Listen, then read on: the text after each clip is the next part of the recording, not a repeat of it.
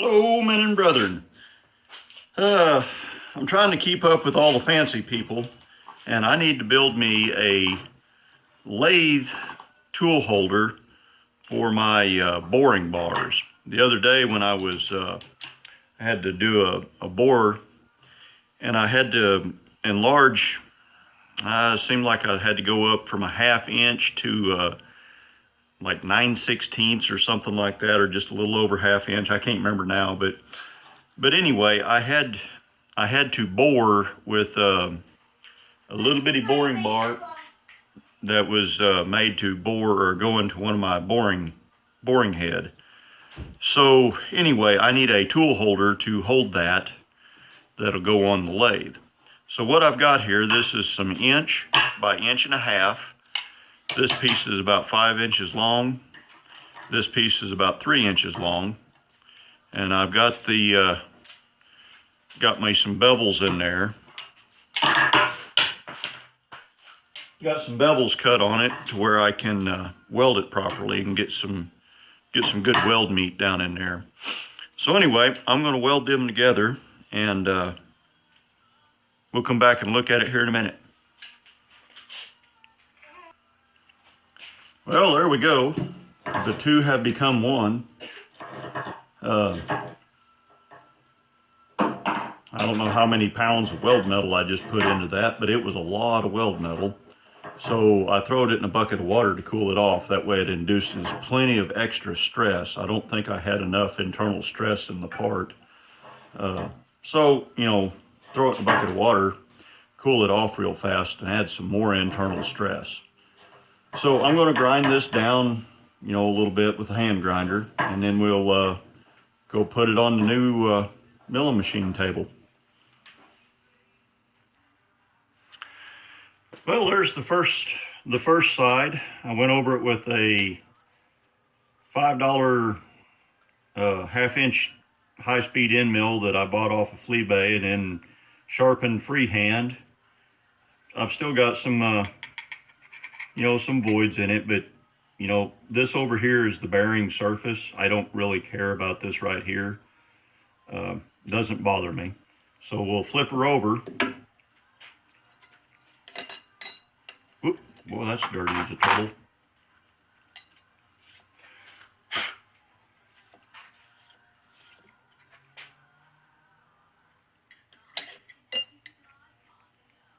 And I don't have a vise for this table yet, so I built this. This is just a couple of pieces of the same material, 1.5 by 1 flat stock, and I just cleaned up 2 surfaces of it, drilled a bunch of holes in it, bolted it down. My table here has got where I could make through holes. I put 1/4 holes through and tapped them, inch on center, and seems to work.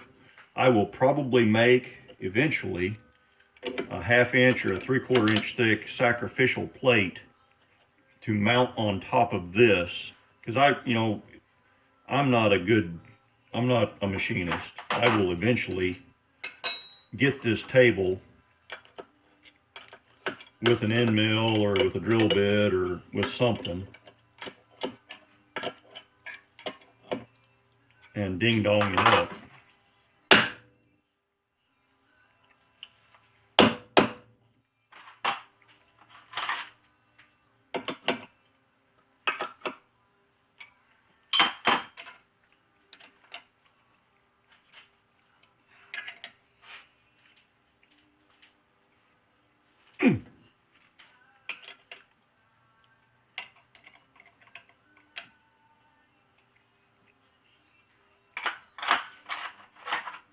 And if you tighten, if you build one of these low profile 2-piece vise things, whether you're clamping it with T-slots or dowels or ever how you're clamping it, whatever you've got clamping here, if you will tighten your pusher bolts with these just backed off a little bit and then tighten these down, it will cam and suck your workpiece down to the table. I can't even move. I'm going to have to back it off a little bit because I can't even move that parallel, and I'd want to be able to slide that parallel out, or not.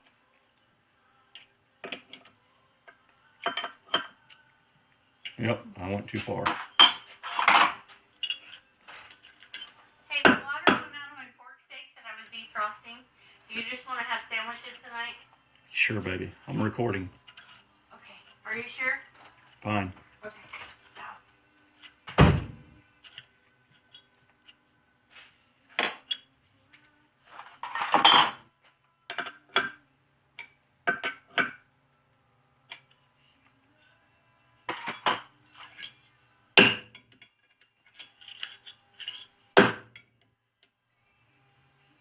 That's close enough for the girls we go with. This doesn't have to be perfect. As a matter of fact, just a hand ground finish probably would have been plenty.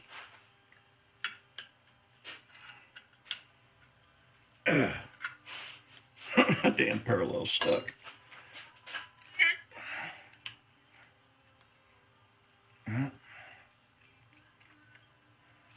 I think it'll miss it when I drill it.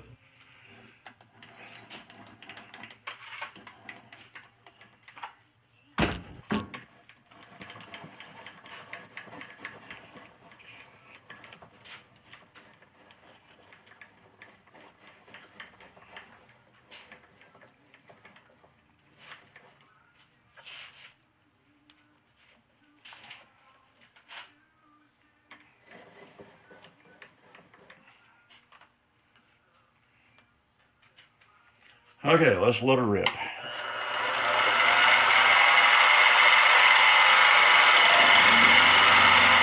going to call that a touch off. I'm just going to go over the whole thing.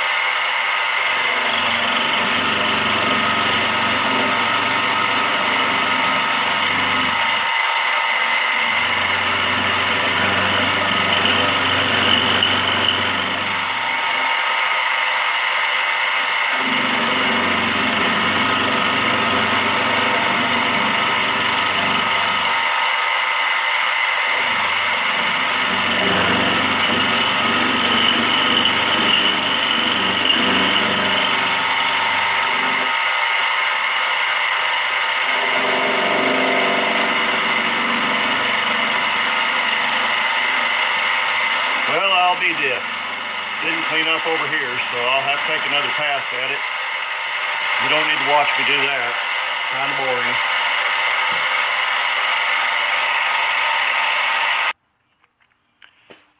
Well, Mama just stuck her head out here and informed me that it is time for me to go in and eat. And it's already after dark, so I'm hungry. Surface finish didn't come out too bad. Like I said, that's just a 1/2 inch end mill that I've hit with the bench grinder by hand. So it's probably basically a 1/2 inch fly cutter. But, you know, for what I'm doing and who I am and what this is for, that's a good enough surface finish for me. So anyway, y'all drive safe. Watch for deer.